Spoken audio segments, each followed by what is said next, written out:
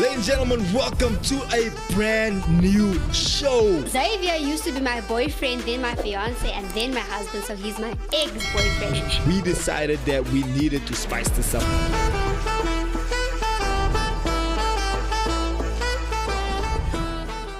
Ladies and gentlemen, welcome back. It is a brand new show, and of course, you know, it's been a nice one. We started this brand new show last week, and thank you so much for all the love and all the support and all the views and all the comments and everything that you guys have been doing. And we're looking forward to a great show. And of course, I'm not by myself. My beautiful, lovely wife over here, Anka Hendricks. Hello. Seriously. I do that because it grates you. Yo, I get so annoyed with that. What? It's my greeting. Can't I just be me? And Yeah, but I know where it comes Authentic. from, so it's just a bit corny. Xavier, where does it come from? Comes from Peppa Pig. Really? Seriously? I know we got kids, but I I mean, have kids. I'm a mom, and personalities change over Mom time. life. So just accept me, love me for me, okay? Love me for me. me for me.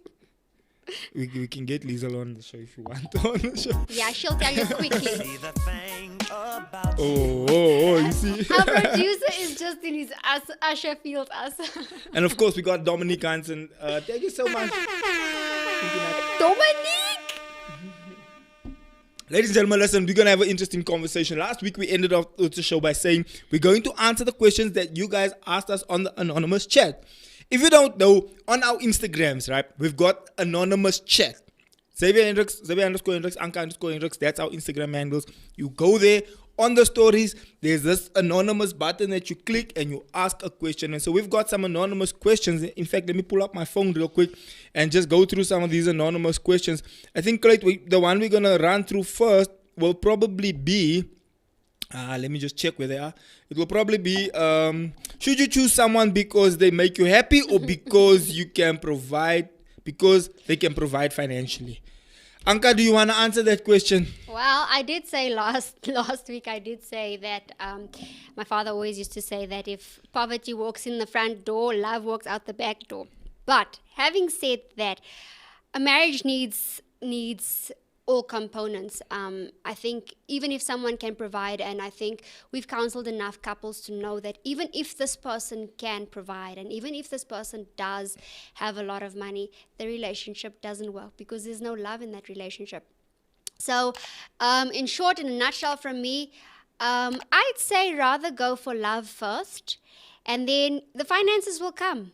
Finances is definitely a thing. Don't even get it twisted, bruh. Finances is a thing. Money is a thing. If you're suckling financially, it can cause a lot of unnecessary challenges. In fact, according to stats, one of the biggest reasons for divorce is financial arguments and the fact that finances becomes a challenge in the marriage. So I would say this though, that the reason why those factors become a divorce sort of like initiate or whatever is because we don't know how to deal with it. So it's not that, it's how we deal with the issue that brings us to divorce, but not the actual issue. So I would beg to differ a little bit there, but finances can be a thing, and if you don't know how to handle it, it can make chakalaka for you. It can cause trouble. So finances, for me personally, is that to answer this particular question, I would say allow the love needs to be the first thing, right? And of course, the fact that, look, happiness is fleeting, bro. Happiness, you can be happy today and be anti tomorrow. My father always taught me this. He said, you must know you're married. You mustn't feel that you're married. You must know that you're married, right? It's not a because feeling. It's not a feeling. Because one day you're going to wake up, you're going to be nar for each other. Next day you're going to wake up, you're going to be arguing about something. But you must know that this is a commitment that I've committed to. This is where I am. I'm not going anywhere. I'm not going to budge. This is it. I've made my decision and I'm going to stick to it. Close the back door and leave the back door closed. Settle down, settle it in your mind that this is the person I'm spending the rest of my life with. Come whatever comes, we're going to sort it out. We're going to work through it together. But also be smart about the money. And I guess this question is not something you can answer in like a 2-minute session, but it's not all about the money. We've also, like Anka said, seen situations where there's money. There's abundance of money. Money is not the problem. But then there's no real There's no connection. There's no connection between the couples, right? The guy does his thing, the woman does her thing, she goes shopping, and in the end of the day, they're sleeping in different rooms, or it's kind of like an interaction. It's like, if you don't do this for me, then I won't do that for you. And now it becomes a tit for tat, and we're manipulating each other, and it's just a toxic marriage. So no. So it's not only about the money. Look, the thing with marriage is that love isn't enough either. You must have different components to your marriage, but love isn't enough either. But it is one of the biggest components to have. I'd rather have love before I have an abundance of finances, because it is the worst thing to be with someone and in a relationship with someone that you don't really want to be with. You don't want to spend time with this person. Like, you're rather irritated with this person, or don't touch me. You feel like you're in prison. Like, it's the worst experience. So whether there's money or not. Yeah, like, yeah, now it becomes a transaction, and when it becomes a transaction, I ain't saying. Okay, so next question, biblical rules that should govern relationships. Okay, so here there's many scriptures that can govern your relationship, right? And so the Bible speaks about many different things. One scripture that definitely comes to mind is he who looks upon a woman lustfully has committed adultery in their heart. So again, when you looking in that lustful manner, and you're not married, you technically committed adultery in your heart. And that's what the Bible says, right? It does say that, but whoa. That's hectic though, right? Give some context, because now we're going to remember, we different people out there, and not all of us women are secure. Now, you said that woman is beautiful. Or why are you looking at that? Why are you looking at But remember, the key word here is lustfully. Yeah, so but it's I not don't know to say that someone is good looking, someone looks pretty, you look beautiful today. That doesn't mean lustful. Lustful is there to say when you're looking at someone, or there to say, I lust. You undressing, like it's that slimy. Okay. It's like you're looking here, you're looking Alright. at the bums, you're looking at the accentuated features, and you're looking at it with the intention or the mindset of, I wish I want to start something with this person. That is lustful. So also the rules that I used, we used in our marriage was obviously also biblical. Dating was biblical rules that no sex before marriage. You know, when the Bible says that you must wait until you're married before you can you should consummate your marriage by intercourse. Right? Yeah. So we followed that, no sex before marriage, so we stayed away from that. We also followed, and then the lines start becoming blurry. This is another conversation that is also going to take a whole show to get into. How far is too far? How far can I touch? How much can I touch? For that, I would say head over to our channel for more nuggets on that one. So we'll speak about that more on the other channel as well, because that really gets deeper and deeper and deeper. Yeah. But again, what is too much? What is too little? How far is touching this and that? Can I play, fondle, all that kind of stuff, right? So then now we go to the third question, Clayton, which is opinions on relationship with someone much older than you, 5 years plus. So for me personally, I don't have an issue with age differences. I don't think age differences matter after a while. I think it matters in the beginning. If somebody is 12 and you're 18, I mean, now that would be considered statutory, right? That would be considered statutory, right? And also, it also starts becoming a legal issue, and it starts becoming, this kid is too young. That's inappropriate. That's just inappropriate. That's just inappropriate, yeah. Okay, for me, you done? No, but I was actually about to say that also the thing is this, if it's a big difference and there's generational differences, it could also pose some challenges where you listen to a certain type of music from your generation and your girlfriend doesn't even know. Like, that meme that was going around, if she doesn't know that she's too young for you. It's one of those situations. Go for it. Having said that, you should know that for each one it's different, right? So maturity doesn't come with age. So it doesn't mean because I am 30 and I marry a 30-year-old, we will be equal in terms of maturity. Maturity comes with the acceptance of responsibility. So there's a big difference there. I know of couples that have a 10-year age gap and they are just fine. They're doing very well.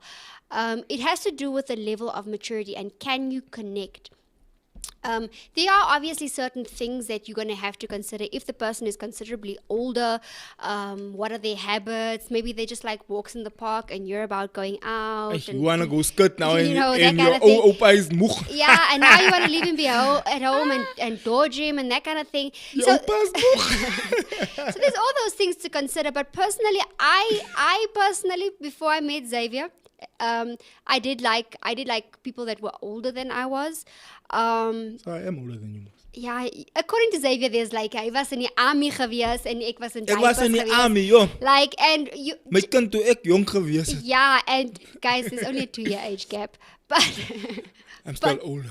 but he's still older and he's banking on that because usually when we speak, he's like, no, but that was before your time. I'm like, grr, grr, like really now. That's before your time, man. Before your time. Evidently. So- Yeah. Can I continue? So I would say it all has to do with, and it has to do with environment. What is the circumstances of each of your environments before you get into a relationship like that? And yeah, love doesn't have age, but there's certain things that are appropriate, like you said, like 12 and 20, or even 40 and 20. And I think after a certain amount, it just starts becoming too wide, that gap. it becomes I think wide, 5 yeah. years is decent. I mean, even 7 years Even is 10 decent. years is decent. I mean, you can get away with 10 years, but I can think get away. after that, when it starts really becoming generational I differences. know of couples, or a couple, that their age difference was 25 years. Given that That's a massive difference. it's a massive difference, but That's given, old enough to be your father. Given yeah, true. But given that the husband in the situation was 85, and then obviously the wife is now 60. So Look that now, is if it gets to high the point up in where now age. it gets to the point now where your children is older than your girlfriend. Hey, brah, then for me. So what do When you your call a children mommy? are like, Daddy, I'm not calling this woman mommy. So what do you call She me, must mommy? call me auntie. Yeah. So Because at this point now, she's older. Your kids are older than your fiance, your wife, or your So, girlfriend. you know, there are those things that need to be considered. And then there's the thing of being equally yoked. It's very important because these are things that, look, marriage is hard, guys. I'm not going to sit here and tell you, oh, it's sunshine and roses. No, marriage is hard. And even if you don't bring baggage into your marriage, it's difficult to navigate. And now imagine bringing other stuff, extra factors into the situation. It becomes trickier. So consider these things. Remember last week we were speaking about the argument we had on our honeymoon, right? A lot of people were engaging with that because it was we were laughing about. Obviously now we can laugh about. It's been 10 years. And this man saved the video and he And showed I found me. the video. He's like, Listen, there, that's the remember point, last that's week I said on the show I'm gonna go look for that video, and I found it, guys. Hey, I just didn't bring it today. But in fact, I have it on the hard drive, but it's gonna take me a while now to look for it and actually and go and find also it. you would like peace in your home, so keep Yeah, it where but it is. listen, I literally found the video where we were arguing on the boat. Who does that? Who saves a video of an argument 10 years prior I on didn't your know. honeymoon? We were arguing. I knew we were arguing, but I mean, we were busy just now taking the nice scenery and all this. So we were in Thailand on the boat. The guys Can't busy park the car rowing there. there, and ons starting but later. So. And so that's that. So guys, what we also want to do on the show, right? We wanna touch on relevant issues that's going on in the mainstream space, right? And because we're dealing with the mainstream lies. But because listen, the mainstream is lying to us, guys. The mainstream has agendas, and remember, the devil is in the details there, and the devil is also very, very involved with what happens on mainstream as far as movies, music, all these elements. So he pushes narratives that purposely is there to break your marriage. It's purposely there to mess up your relationship. It's purposely there. So when the devil pushes these narratives, I can do better all by myself. It's not because as marriage pastors or whatever that we don't want. For example, especially the woman is earning more than the man. Good, perfect, 100%, no issue. I'm in a better position than you are. Fine, perfect, no issue. But then now the godly principle comes in to say that the man is the head of the home, right? So when you get home, your husband should still be the king in the home. As much as you are earning, whichever amount you're earning outside there, let's say you're earning 100,000 and your husband's only earning 20,000. It's fine. There's no issue with you earning more than him. But now if you come home and you treat him as one of the children, here's where the problem now lies. Because now it's like, okay, so now you're displacing his position in the home. You are removing his his authority out of the home. You're making him feel like, okay, I have nothing to do here in this home, and herein lies the issue, and here's where the friction now then begins. So with that said, right, the mainstream media pushes an agenda. The Bible pushes a complete opposite agenda, and it's up to you to see which one works. Last week we touched a little bit on the Will Smith and Jada Pinkett Smith issue, and we can clearly as day see that the mainstream agenda is very flawed in so many ways. So somebody can come and argue, yeah, but I know Christian couples that also doesn't work out. And I would then argue, are they following the biblical principle? Are they really following? Because you can say you're Christian. Whoa. Go for it. Whoa. That, let's just break that down and stop that for a minute. Being Christian is not a magical potion. Being Christian doesn't mean we're perfect or, we do things the right way always. We're human. We're going to make mistakes. Exactly. Also, yes, do we get influenced sometimes by mainstream media? Yes, we do. Which is why for us it's important to stay connected to the Holy Spirit all the time. That is why it's important. But the reality of the matter is sometimes we fail. And yes, we're going to make mistakes. It makes us no different from the next person to make a mistake. So with having said that Christian couples doesn't mean because someone is Christian, then this thing mustn't, it's not really it's not going to end in divorce. Yeah. Or maybe if I start going to church like tomorrow, then magically it will change. No, we need to work towards. It's like a diet, a healthy diet. If you just eat and sit on the couch, yes, you're going to swell up and you're going to just not be. And you're going to become unhealthy. So as much as you're a Christian, as much as you say you believe in Jesus, you must also go and jog. You need to jog. You must also watch what you're eating. You must do those wall Pilates. You must watch what you're eating. Wall Pilates. Yes, I'm on that tip now. Hi, shame, guys. I'm doing it in my mind. Summer body, guys. Summer body. So when we go into the beach this summer, hey guys, it's December now, so you want to start the bikini, what in that. So now you must, but you can't start jumping now. You were supposed to be jumping. Don't you worry, I will be identifying as trans slender. Come on now. Stress. Well done. So because we wanna touch on some relevant challenges that are going on in mainstream media, I wanna touch a little bit on this Tyrese and his ex-wife thing, because I see it's been all over the place. I'm seeing her going on podcasts speaking about it. I see him doing lives about it. I heard that he went on Breakfast Club and spoke about it. And because we're dealing with marriages, relationships, dating, all these elements, I felt let's touch on it and let's check what it's about. So I was looking into it, right? And we were having a chat about it while we were looking into it.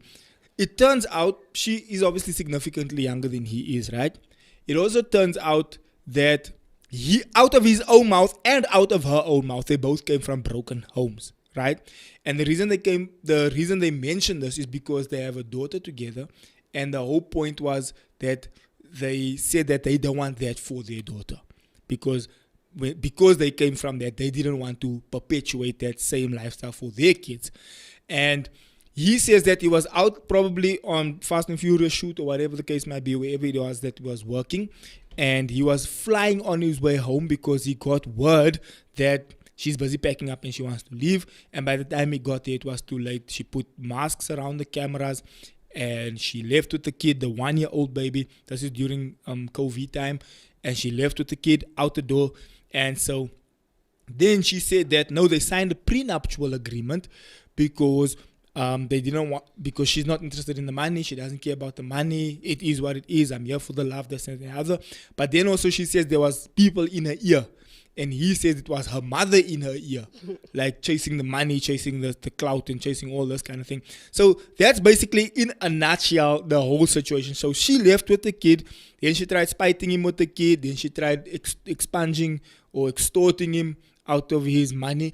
And he felt like, if you signed a prenup saying that you're not interested in the money, now why all of a sudden are you trying to get $20,000 a month out of me? Which is 400,000 rand, ladies and gentlemen. It's not a little money. It's almost 500,000 rand in South African currency. So, and even for Americans, it's relative. It's a lot of money for them as well, right? So, there's kind of the whole story in a nutshell. What are your thoughts on that story? Well, going back to our first question for the day, should I marry for love or should I marry for money? It becomes extremely tricky. I think for me, and we've had this conversation a couple of times, for me personally, what irritates me, with mainstream media and the lie that mainstream media perpetuates is that everything is about you. Marriage, I'm sorry to say, is not about you. It's not about yourself. Wait, can we say that again? Because I think a lot of people are missing that point. If you come into a marriage with a selfish mindset. That is the number one thing that breaks a marriage. Is when you come into that marriage with the mindset that this is for me, and I want to be happy, and it's about myself. What benefits me? What makes me feel good? That breaks up a marriage. And you know what? Us as women, what happens is that we watch like romantic movies and that from a very young age. So we have, built these castles in the air from a very young Fantasies. age. Yeah. Given the fact that romance is a thing, like still is, like chivalry shouldn't be dead. But what happens is that in the movies, they started perpetuating this thing of follow your heart. Whatever makes you happy.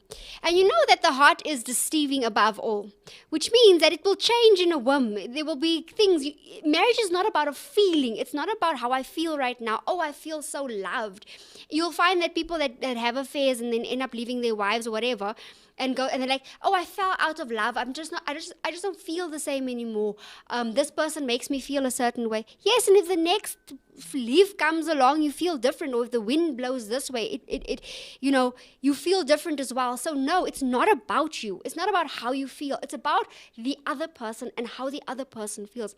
And if you have two people in a marriage that have this mindset, you'll always put the other person in front of the other one, which means now you have a healthy relationship that caters to each one's needs. So you're saying that the key to a healthy marriage, especially when you're trying to figure things out, is that you should always put your partner first. And vice versa, which means you being put first and I'm being put first. So we technically both being put first. But one from the other. When we got married the first time, like I said last week, you moved into the house that I was already living in by myself, right? Bought it before I knew you. Already had my little man cave set up there. Do you remember when you moved in there? I had all my perfume bottles on the one thing. Sprawled out everywhere. All my cars, the little model cars, Ferraris, Lamborghinis, all that, all over the place. And when you came in, it was like, this looks like there's a man living here by himself. I was like, yeah, because there was a man living here by himself. And in the beginning, I was irritated because you were moving my things around. You were changing things. There was literally no space for me in the house. Yeah, you were changing things that I didn't want. You were doing things that I didn't like and whatever. And eventually, I had to come to terms with the idea that, hey, look here, I'm married now. This is now not only my space. This is now also your space. And even when my kids came, they were doing silly things. I was like, hey, man, sort yourself out. But then as a father quickly, and as a mother also quickly, you have to quickly change that mindset to say, hey, this is not about me. This is not about this. This is my space and this is, what I want for myself. This is about, I need to make sure my wife is comfortable also. Okay, baby, so what do you like? So in the beginning, I was very selfish. I was like, I don't like this. I like this. I want this. I want this. Because I was living by myself. I have my own money. I have my own car. It's my thing. Also, you have a strong personality. Yeah. Needless to say, we both have a bit of a strong personality when it comes to our personal spaces.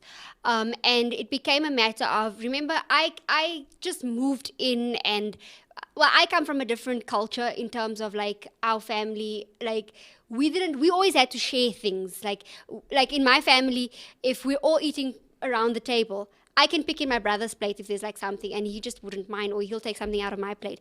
But here, the culture shock, like he goes into like a fit, like, why are your fingers in my plate, and that was like where we had to, like, over the years, we basically found that little the middle ground to say, you must learn to share. Because he's like, but I bought you. And I'm like, I know. Yeah, like, so I would go into the shop and buy, like, let's say I'm buying 2 boxes of Smarties, just an example. And I would buy one whole box for Anka and my own box.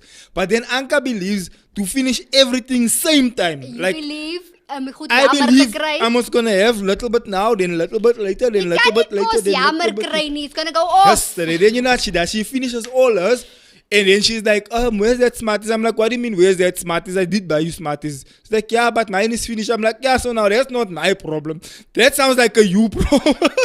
And guess what? He very quickly learned that what is his is not just his. And so, the first time it happened, I left the chocolate in the fridge. I leave my chocolate in the fridge.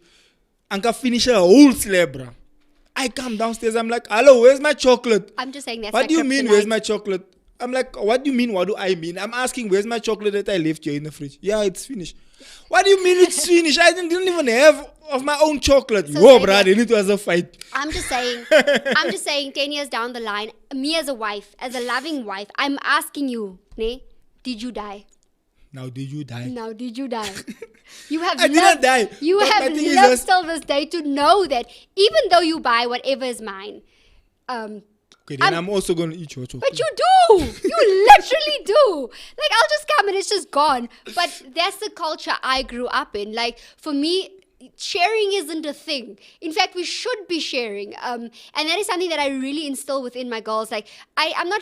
Sometimes we'll buy things that is just for them, but they must learn to share, because what happens is when you get into the marriage, those are things that are cultivated from a very young age. So when you get into a relationship and you get into marriage, it's just easier to share. It is, but here's the thing. What mainstream media perpetuates now, it's about me. It's about what I can get out of the thing. Felicia says you're in the same WhatsApp. Yeah, I see. It's what I can get out of the deal. It's about me, how I can feel. If I don't feel happy, it's all about me. And the problem that I have with that, it goes against biblical text, right? Because mainstream is saying in all the music, I can do better all by myself. You look at the Cardi B stuff, you look at the Megan Thee Stallion stuff, you look at the Beyonce stuff, all the single ladies, while she's married to a billionaire, lekker, while Cardi B is also married to some famous guy out there, while these ladies, in the end, they still women that also wants to be romanced, that also wants to feel loved, that also wants to have that sense of security, that also wants to raise their children in a secure home. And I mean, it was a thing now the other day on social media. I don't know if you saw it, where people was, well, it was a comment. There was a video of one of Beyonce's songs, and there was a comment where the people were saying, where one of the people was saying that everyone follows Beyonce in terms of what she's singing, and she's singing this single lady thing, and they're dodging the bullet and all of that. But she stayed in a marriage. And she went home to her husband. She went home to her husband, and her husband had cheated on her, but she stayed in a marriage. But this is what is believed by the masses.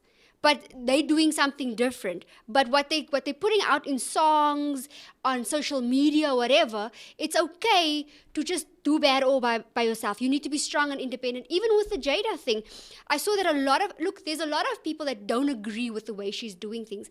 But a lot of women came to the forefront to say, oh, she's so strong. She's a strong woman. And why, if men were doing this, then it wouldn't have been a thing. No, it's wrong. It's wrong and it's toxic. I don't have a problem with strong women. And I don't have a problem with people who are really like strong in their beliefs when it comes to, yeah, women can also do this. But my problem with the whole mainstream or the narrative that the feminist movement pushes is that I'm a woman, I can do everything all by myself. First of all, it's toxic, because what that does, it misplaces the purpose of a man with the use of a man. And there's a difference between the two. For me personally, yes, I would like to be provided for. And I'm also very opinionated, and I'm also very strong. And me and Xavier, maybe we differ on this opinion a little bit, but I wholeheartedly believe we as women are really, really strong. And that's why we are powerful beyond measure. And that's why there is the covering. Because the guidance of the husband. So ons gaan net nonsense aanvang met al die power wat ons het. And I think it's proven with women who have strong personalities and who've got all the money in the world. But if you have to look at the fruits of their lives, it's not make sure. It's actually been there's studies being done where they actually go and ask successful women that have done well financially, business wise, this, that, and the other, cool. And they ask them later on, would you do the way you did it now? Would you do it again? And 99% of them actually say, I actually wanted to be a mother. I actually wanted to come home to my husband. I actually wanted to feel loved. I actually wanted that stability and security, because the world lied to me. And I think it's the third wave or second wave of feminism where they come back and say, this thing, it doesn't work the way they're selling it to us, right? And that for me is the issue. And the mainstream does that in all areas. The other day I was watching an interview about someone who detransitioned, right? And the interviewer was asking the person, if you knew what you know now, would you have gone the whole way that you went now, that you ended up going? And the person said, no, I wouldn't have. The mainstream lied to me. The social media lied to me. YouTube lied to me. TikTok lied to me.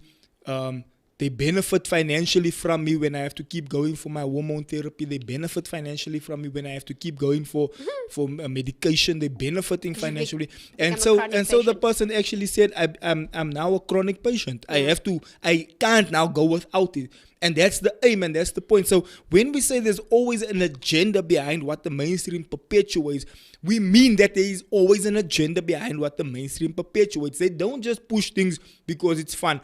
The devil sits there and shoves things in our faces. And at the end of the day, we're sitting with a broken home. At the end of the day, we're sitting with a broken marriage. We're not sure how to get through this thing. At the end of the day, we're sitting because we're following worldly principles and worldly advice, when God is saying, I am the one who came up with the institute of marriage in and of itself. God designed marriage for us as human beings to be enjoyed. Just give me a second.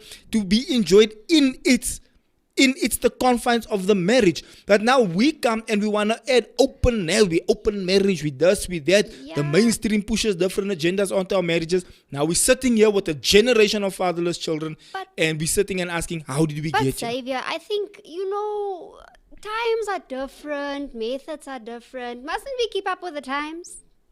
Yeah, but bro, you're gonna leave us hanging? Yeah, because that's a stupid argument. The story of times change in this, but principle doesn't change. Time can change. But murder is murder. Times change, but theft is theft. Whether theft was theft back in Bible days or whether theft is theft in 2024. If you're stealing from somebody, it's theft. If you murdered somebody, it's still murder. This principle, godly principle, that doesn't change regardless of time, of where the social media is. And that principle, what it does, it protects us. And as old school as it may sound, I'd rather be old school and be happier. And when I say happy, I mean joy, really, because happiness is fleeting, like you said earlier. I mean joy. I mean, for me, if I had to go with what mainstream media said, and what are the new principles we need to apply, not principles. If we had to go with mainstream now, we would have been in open relationships now. We would have invited so many. So remember, marriage also, it's a very, very spiritual thing. This is an exceptionally spiritual thing. When you consummate, it's very spiritual. Now you're sitting and wondering why you can't forget about your ex. Why, you're feeling hard so here in the middle of this. Because you had a spiritual moment with that person. You cross-pollinated with another human being. So you have that piece of that person that you are going around with everything. So when God comes and says, wait until you're married, it's not that he doesn't know what he's talking about. He tells you this for a reason and for a specific reason, so that you know that, okay, this is the person that I'm with. This is the only person that I know. This is me and him will work it out together. Or her and I will work it out together. We'll figure it out. We'll figure out our rhythm and our styles and our stuff that we want to do. We will work this thing out. Come, yellow, I want to. We have the rest of our lives to sort this thing out and figure it out. But what the devil will place in front of you is temptation like you can't believe. It's movies, it's music videos are becoming like just blatantly lustful and demonic. I remember the time where they used to ban the music video just for having like girls in bikinis. Now they show everything and it's not even banned. They play it on daytime television. Nothing is left for the imagination. I remember a time when the SH word was blocked. Now it plays. Now it's normal. It's part of... Yeah, it plays and nobody says anything about it. Remember there's a time they used to beep it. Now they don't beep it anymore. So mainstream pushes agendas on us that is destroying our marriages, and we perpetuating a generation of fatherless children. And another problem that I have with the mainstream, right, is a story that they push where I'm just going to get a surrogate. I'm going to raise this child by myself. Go and ask people who did that, how that played out for them. And you're starting but let them be honest with you. Yes. And you're starting something generational. The way it was designed is that a child should grow up in a healthy environment with a mother and a father, not negating that some people don't have that, whether one parent has passed away, something must have happened. We're not negating any of that. There's grace for that.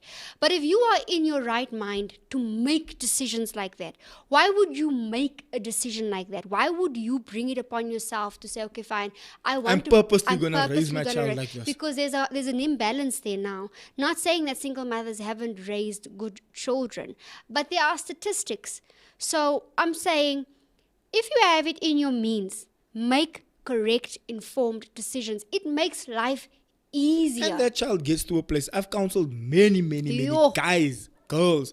Yo, bruh, I've been a pastor for the past 13 years now. And believe me when I tell you, I've sat down. The things that Anka and I are speaking about now, it's not things we're sucking from our thumb or catching from the sky or the air. Or we're Remember, sucking it out of our thumbs. there's spiritual backing to this. There's also the Holy Spirit that guides us through things. And there's also literally physical conversations, that counseling sessions, hours of sessions that we've had and sat down with people that share this information with us and say to us, Bruh, I spoke to a friend of mine, right, that also came out of a single home background. And he sat down with me and he said to me, my bro, I wish my time I was there. I didn't have a timer to teach me how to do this. I wanted my father to be there. I wanted him to be there when I bought my first vehicle. I wanted him to be there when I bought my first house. I wanted him to be there. There's a longing inside that child's heart to say, yeah, bruh, I wanted my timer to be there. I've spoken to ladies, in particular, one lady that I've spoken to whose father passed away, so it wasn't an issue of divorce or whatever. Her father unfortunately passed away while she was still young. And she started making some weird decisions as far as dating, the kind of gents she was coming home with, that kind of stuff. And when we had to sit down with her, you and I had to sit down, and we asked her, where do you think this thing derives from? And she was open and honest, and she said, if my father was in my life, probably half of the decisions I made, I wouldn't have made. Because those gents wouldn't have taken advantage of me because there's a man in the house. They wouldn't have just come and did what they wanted to do here at the house and come put my mother around. Because now they're the men, they're stronger, they're dominant when they come into the house. Now if there's a father there, and it's been shown statistically, even when it comes to the kidnapping of the children, where they said when these guys came out and said when they see there's a father with the family, they back off. It's a deterrent. It's a deterrent. And that came from a well-known pedophile who came out and said that. I just want to jump into the comments real quick. We have Nicole here that said, I think the worst is when your partner takes without asking or letting you know. Yeah. Well, shame. We have gone. We're here now. We're here now. We must know. We must shame us now. So that's the comment is for you. You two feel the same, you and Nicole. And then Big Al says, they say marriage is out of fashion now, and greetings from Cape Town. I admire what you guys do. Yes, it might be out of fashion, but the fruits, the ones that deal with it the old-fashioned way, they have healthier lifestyles. I spoke to a lady not too long ago, and she's well with her age, within age, and she isn't married, but she wants to be married, and she's been in relationships before, but she doesn't understand why things aren't working out for her, and why she can't commit, and why all these type of things. And the sad reality is we take certain things for granted. Because we grew up in a certain way. Our mind was formed in a certain way because of our surroundings or whatever. So, we were still raised in the old-fashioned way. This is how you do. You get married, then you have a baby, you have all these things. Because the act of sex, the act of engaging on that level is spiritual. And I'll say that again. Xavier said it. It's spiritual. And the minute you give that away, you have got all this baggage to deal with, and you don't understand how to unpack. So if there's 30 guys at what do they call it now in body count, your body count is 30, you have to deal with 30 issues that you didn't need to deal with in the first place. So what I'm saying is that I'm not saying that you are condemned completely. And there's no guy there to answer girl that has a 30 body count. Yeah. I can tell you that for free. No matter how freaky that is, he'll sleep with you, but he won't marry you. He won't marry you. He'll leave. For free. I won't forget. I didn't understand. Now, I was the ugly duckling in school. Like, I was never the one that was picked. I was always the one that was befriended to get to the friend. You were the ugly I friend. was the ugly friend. Right? And there was always like a guy or someone that I would like and whatnot. And then we'd become friends, we'd become good friends and have good conversations just for me to find out, no, you're friend zoned. It's because I want your friend. I'm happy. Thank you, my bro, for friend Right, zoning. right? So what happened was, and in the beginning it made me feel insecure. It really did. Like, yours, like, regtig so lelik. But what that did was, and I had one friend, he told me, remember, I'm friend zoned now, so now I'm just a friend. He So now told he's me, honest with you. yeah, and he told me straight. He said to me, no, you're the marriage type. When I'm done messing around, I'll come round to you. So, like, like, he said it honestly, and that is, men might not say it, And now he but respects you. and he respects me. Because there's no history, there's no funny things going on. Even with my ex-boyfriends, there's none of that physical aspect. So we're friends. I'm just friends with them, and because there's none of that awkwardness going around, or that physical tie and that emotional tie that was made. And here we're going. We're in a better space. So yeah. So back to the Tyrese issue quickly, né? So technically now she wants to get back to the marriage because she's now struggling financially. She had to give up the place that she was living in. She needs some sort of income, and he just feels like, hey, bro, you made your bed, so now you must sleep in it. And so that's now unfortunately the situation that they're going through, and it's unfortunate. But I would like us to take the nuggets out of that and to show that what the mainstream perpetuates, it's all lies from the enemy. The best way to go about this thing is to understand what Scripture says about it, to understand what God says about it. When God says wait until marriage, it's not because I always used to preach this when I was a youth pastor for so many years. And I used to tell the young people, it's not because he's trying to spoil your fun. It's not because he doesn't want you to have fun. Trust me when I tell you, God wants you to have fun. God wants you to enjoy your life. God wants you to go out and do you, boo. He wants that for you. But he also knows that if I'm going to leave you to your own devices, you're going to sit with baggage that is unnecessary. You're going to sit with challenges that you're not going to be sure how to deal with. And you're going to have problems now that you don't know how to get out of. So I would prefer that you do it the right way. And I like what Stephen Furtick made an example once about the fireplace. He was talking about a fire is I mean, there's so many good uses for a fire. You can get warm, you can cook on it, you can boil water on it. I mean, you can do so much. It purifies, it cleans, it does so many things, a fire. But in a fireplace or in a confined space, right? That's where its use becomes most useful. But the second that fireplace, if that fire somehow leaps out of the fireplace onto the carpet, starts burning the carpet starts burning the curtain starts burning the ceiling, you're going to come home and find that your house is burnt down. Same fire, but out of context, out of protection, out of covering, out of confined space, that same fire can become detrimental. So same act of intimacy, same relationship, same partnership, same whatever, but out of the confines of a marriage, now instead of being something good and positive and something you can grow on and build with, it now becomes something detrimental to your health, to your mental health, to your well-being. It just becomes a problem. And Anka and I in April will be married for 10 years. And we had this conversation last week, and we were driving back home. And we said now only we're really starting to really enjoy the marriage because we're starting to now understand one another. We're starting to know what's going to cause an argument. Let's stay away from that. How do we speak to one another so that the argument doesn't go higher than it should be or into a place that it shouldn't go? How do we now relate to one another on that level? And only after 9 years, we are starting to build that kind of positive momentum. So what does that mean? And we spoke about this on last week's show. Don't just give up in that first year or two. Yeah, this person does that and the other. I would suggest seek some good godly counsel, which will gain what we said last week. Seek good godly counsel, figure it out and work it through. Because here's the thing.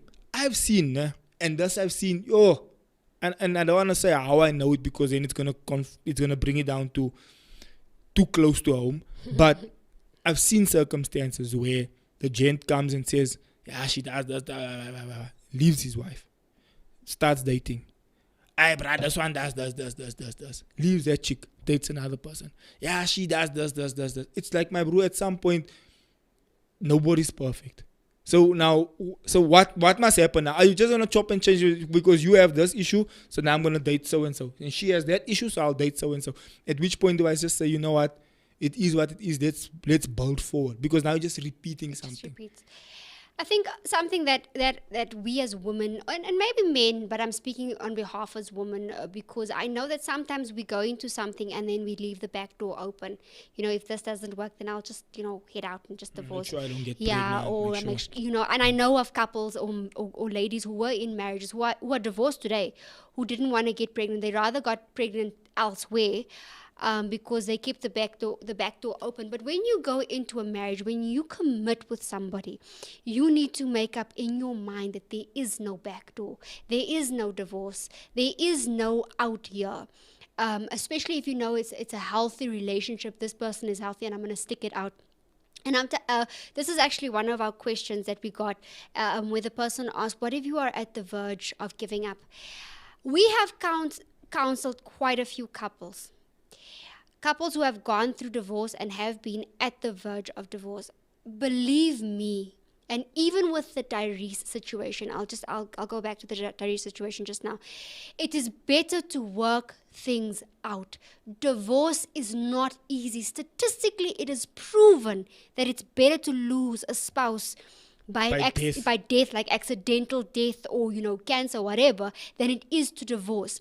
Tyrese had an interview, I'm not sure with who exactly had the interview, and you guys can check it up on TikTok or on the internet, where he says, what he basically says is that it's a different kind of pain it's a different kind of like pain and mourning the loss of someone who was a family member or whoever who had cancer and you knew they were going to die, or someone who passes away accidentally.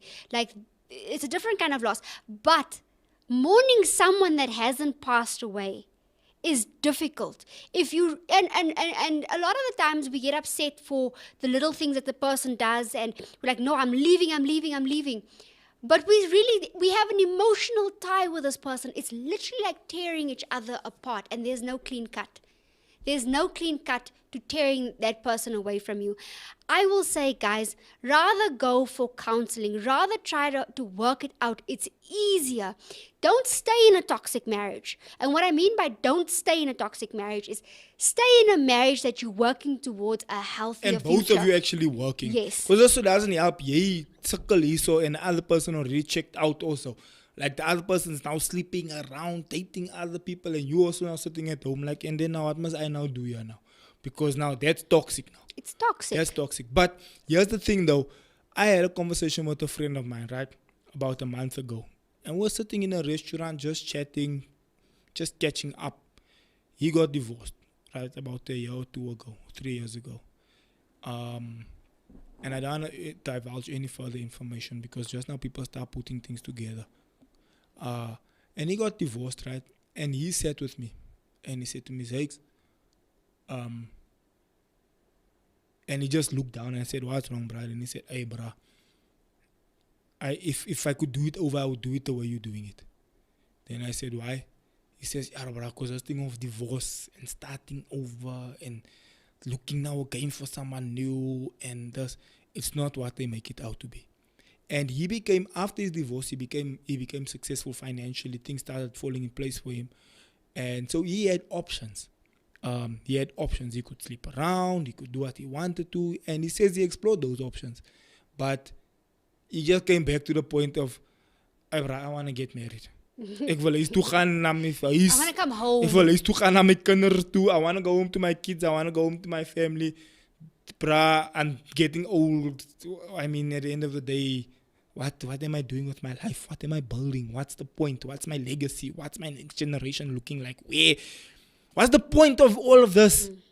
And that started speaking to me inside. You could see this man is like defeated. He's like, I don't even know. There's no point even. I'm building something. I don't even know what I'm building. I don't know who I'm building it for. There's no, like me, I know. I have in the back of my mind, this that I'm doing. My Eva and Taya is going to have this. This that I'm doing, their marriage, I'm investing this into their marriages one day. This that I'm doing. There's like it gives you almost like a purpose behind. I'm doing this for my generation, or I'm doing this for the next generation to come, or I'm doing it. Maybe you can't get children, but you're taking in your sister's children, or you're taking in your brother's children, or now and then you take them to the mall, or you take them for coffee, or you do whatever. You're investing in their lives. I've had conversations with someone that said, "Bro, I didn't have a timer, but my uncle used to come fetch me. My uncle used to take me here. My uncle used to do that for me." And you never know how you're investing into somebody's life when you're doing the right thing. But again, he sat there with tears in his eyes saying, "Yeah, bro, I wish I just did this thing properly. I shouldn't have done it the way I did it." And the truth of the matter is, he's talking about divorce. So it's something the mainstream, I can do better all by myself, blah, blah, blah, but they don't show you the after effects. I also know someone that also had that mindset. Psychological effects that Yeah. go with it. And someone that had the mindset of, "Nah, I'm going to get a child and leave the guy." And now she's sitting with a child. And if she can really be honest and open and have a honest conversation, she'll tell you, "Ashpra, I should have just done this thing right." So let me just jump into the comments again. We've got Nicole. We really need more podcasts like these regarding good Christian marriages. It seems that Christian marriages are always kept private. Is there a reason for this? Yes, I'll delve into that just now. Yeah, and then a power couple of note comes from Lady J. Love this. And then Clarisha Francis says, such meaningful conversation. Our young people definitely need to hear this. And then Lady J says, the mindset of leaving room for disappointment is so when it happens, it's not that hard, is what's said. That really, and that's leaving the back door open, is leaving room for disappointment. No, I think she means it in a different way, where you kind of expect that the person's not perfect. Just correct me if I'm wrong, but I think you kind of leave room that, okay, if they flop, it's not the end of the world. Okay, I'm seeing it differently. Maybe Lady J, maybe you can just interject there. Just tell me which one you really mean. I'm seeing it in a way where you're saying that you kind of expect the person to not be perfect. So when they do mess up, it's like, it's fine, I didn't expect it. As far as what Christian marriages are concerned, and why people are more on the down low when it comes to, speaking about marriages, or when you go to certain marriage like conferences and stuff, and they always speak about it in the air, or they use an example of a different couple or whatever, is really because, especially in Christian circles, is that leadership is supposed to be above reproach. Leadership is supposed to be seen in a different way. So some leaders, they're not always comfortable in sharing their experiences like that. I think for us it's different because people are really dealing with issues out there. We all are dealing with issues out there, and we're no different. But you know what? I think it's also why people are scared to say things, because the Christian way of doing things, it goes against mainstream way of doing things. So a lot of people are scared to say one man for one woman. A lot of people are scared to say, wait until you get married. But that's morsach. Yeah, but people are scared to say wait until you get married, because that is a thing. Everything is like, no, what do you mean? You must test drive a car before you buy it and all of this. That is really so something. So now people are scared to say, hey, bruh, me, I'll rather do it. And most people are still very conservative. Most people still believe, I'll rather do this thing the right way. Yeah, a lot of people do. I'll never forget. I was friends with this young lady in high school. She was a bit younger than I was at the time, but her mother believed wholeheartedly you must test drive the car, and that was what she instilled in her daughter. And obviously she followed suit. And I'll never forget, just before me and you got married, she came to sit in my room, and she said to me, "Anka, I wish I had waited." And not just her, quite a few people came up to me, friends, people that have explored it said, "I wish I had waited." And I did understand, because it's something that I always thought that as a woman, once you give that away, it's not something you can never really take back. And having said that, just as a side note, I'm not saying for one moment that if you have given it away, whatever, that it's not salvageable, that you should be thrown in the trash, or whatever. No, that's not what I'm saying at all. Recover. So the recovery process, that what I'm saying is that you're going to have to deal with it. You're going to have to unpack it. You're going to have to really go see a counselor. You really have to speak it out and get it out your system. Become whole before you get into a relationship with someone, because that person's going to have to deal with that. But marriage is hard enough. And when me and Xavier came into the marriage, and guys, we didn't know anything from a bar of soap. If you go look at our other podcasts, you'll know that when we went on a honeymoon, we were both by a dorm. We read a few books, but we didn't know why. And the significance of that is that we learn together. We don't need to compare it to somebody else. So if he's now not doing this right, in my mind, now I'm comparing it to somebody else I've been in with in the past. There was none of that. But here's the other thing that happened the first time we got married and consummated. It's a very... Okay. In the spiritual sense, right? It's a very, very spiritual act that's happening. In the physical sense, it can be a very... I'm going to use a word that is not a normal word to use, but it can be a more sache situation, right? For those of you who know will know, it can become a messy situation, right? I'm talking about the physical act, right? So especially in the beginning when it's new and there's blood involved and all that kind of stuff. And we had that conversation, right? When it comes to and I'm going to go into detail here on purpose, right? Because I feel like we real in this conversation. When it comes to ladies going to public... Before you say that, can I just ask Tegan to just log off, please? No, I'm not going to say that. I'm not going to expose anything. But Okay. I'm just saying, when it comes... I'm gonna try and keep it as PC as possible. Please. PG. When it PG and PC, particularly correct. When it comes to women going to public spaces, right? And I didn't know this until I got married, because obviously we didn't have these conversations with my sisters or whatever. Even if they are younger ladies on here, they know this, right? You go into a public space, you get infections because the toilet is dirty, whatever. So now you get UTI, you get all these elements, this, that, and the other. Now you have a situation where when you're having the consummation, there is now transference of the UTI or the whatever the case might be. So we always used to have this. Yeah, we always used to have this conversation of like, yes, bro, if we are married, right, and this is now something that we have to deal with, and it's not because of sleeping around or whatever the case might be. It's really because of using a public toilet or whatever the case might be, or using the wrong, the wrong soap or whatever the issue is, right? And now we have to deal with this. Now imagine somebody that just meets someone at a party and goes and does the thing in the toilet, or just, it's like we couldn't, when Anka and I had this conversation, she even got like grossed out. She was like, she couldn't fathom the idea of, if I feel this way with my husband in a safe environment, in our home, in our room, in our bedroom, where I'm safe, where I know this is my husband, he's not going to look at me in a different way, and I'm not going to look at him in a different way.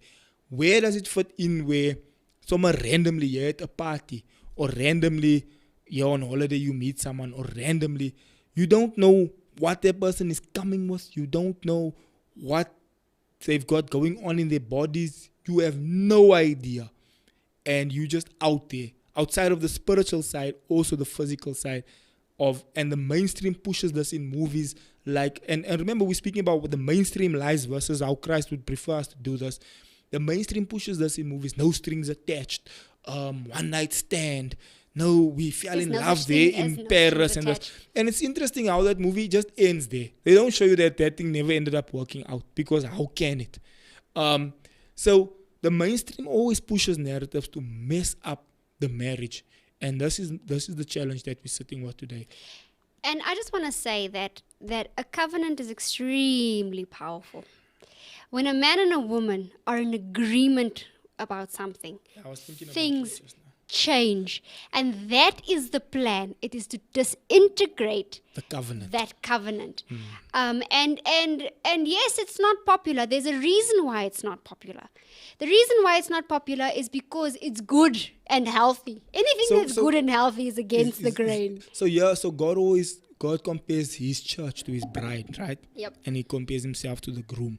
And then he also says that when we do Holy Communion, he says, Holy Communion, and he shed his blood on the cross of Calvary, and he says, now here's the cup of the new covenant, Whoever takes this is in covenant with me, right?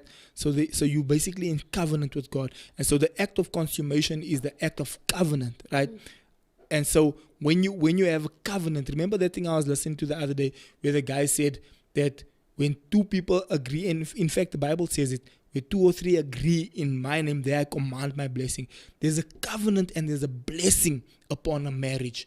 And this is why when you do something together, I try doing things on my own, I struggle. Anka does things on her own, she struggles. The second we do something together, including stuff like this podcast, at the moment now, this is getting so far the biggest viewership on this platform, on our channel here. Yeah. Because there's the element of we're doing something together. When we did that talk at the events, people come up to us and say, Yassi, we enjoyed your talk the most.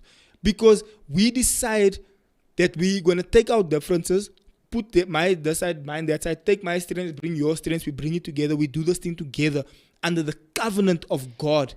And believe you Things me, happen, bro. we are extremely different. Things We happen. are opposites in a lot of spheres. But we have to make it work. We have to work through certain things. It doesn't come naturally. The fact that we are here in our marriage is grace and only grace.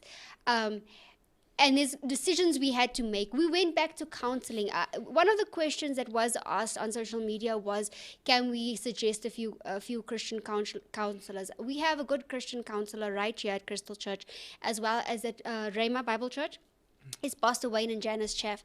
They're personal friends of ours, so we know that is sound word there. But if you...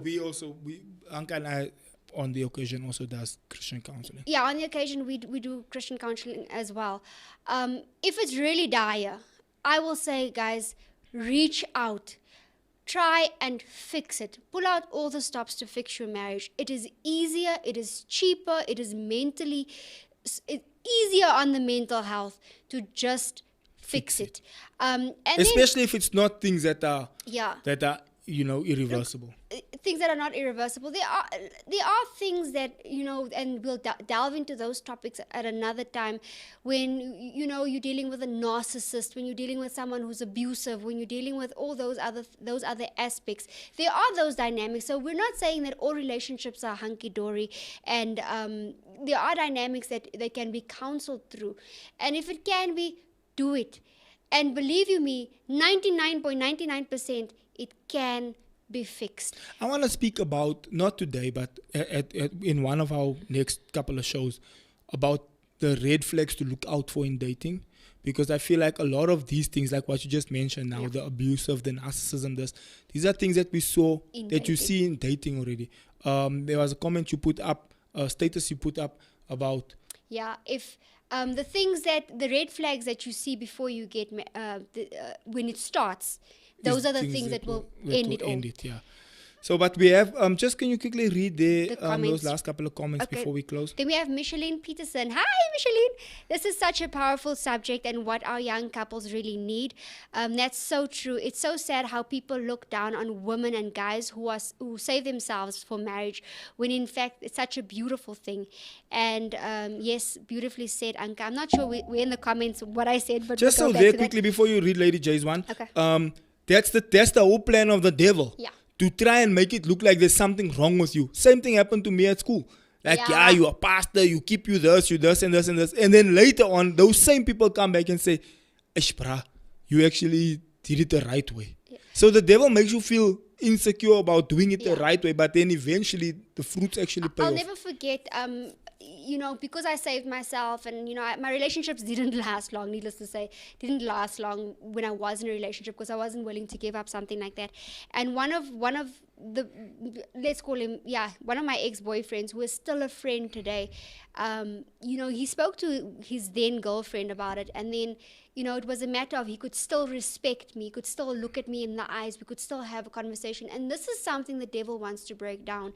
He wants to make it seem like there's something wrong with you. There's absolutely nothing wrong with you for wanting to do the right thing, because you're saving yourself trouble. You're saving yourself the need to have to deal or go to counseling for certain things that could have just prevented. Yeah. Okay, let's carry on. Then Crystal is clarifying that earlier point. Society teaches us to leave room for disappointment, which is the back door. So when it happens, you won't have to experience so much pain because your new life is not 100% guaranteed. Yes, that makes sense. So your interpretation of the Yeah. statement was right. Yeah, and because that's how we as women also sometimes think, the back door. But if you shut that back door, that means you're willing to get into the ring every day and you're going to just fight this thing through, not with each other, not against each other, but with each other. That's another topic with myself. Yeah, that's another topic. Time is finished. Let's continue. Then Nicole says everything can fix your marriage. You left out Leandra there. Oh, sorry. Morning, fam. Morning, fam. Great conversation as expected from you. It's a blessing to know that there are real Christian couples who speak the truth according to the word of God. And everything, Nicole says, everything can to fix your marriage and get how. Anything you can do, I'm assuming, do that. To Do get, everything. Yeah.